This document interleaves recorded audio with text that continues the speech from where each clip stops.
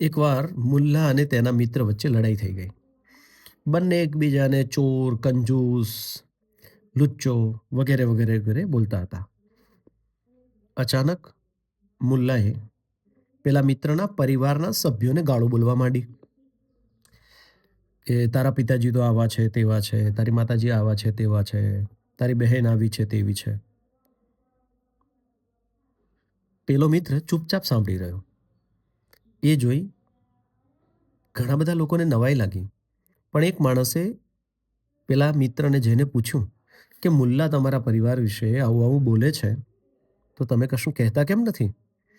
પેલા મિત્રએ કહ્યું, પણ મારા મા બાપ તો ઘણા પહેલા મૃત્યુ પામ્યા છે અને મારી કોઈ બેન છે જ નહીં અને હવે થશે પણ નહીં. આ સાંભળી પેલો માણસ મુલ્લા પાસે ગયો અને કહ્યું કે પેલા માણસને મા બાપ નથી અને બહેન પણ નથી, તો શા માટે આ બધું બોલો છો? મુલ્લાએ કહ્યું, એણે ખબર છે કે એને મા બાપ અને બહેન નથી. હવે માત્ર તમને ખબર છે કે એણે મા બાપ કે બહેન નથી.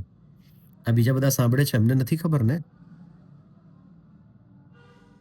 આવું આપણી સાથે પણ થાય છે કે આપણે સાચું જાણતા ન હોઈએ અને આવું ઘણું બધું આપણી સામે ચાલ્યા કરતું હોય છે.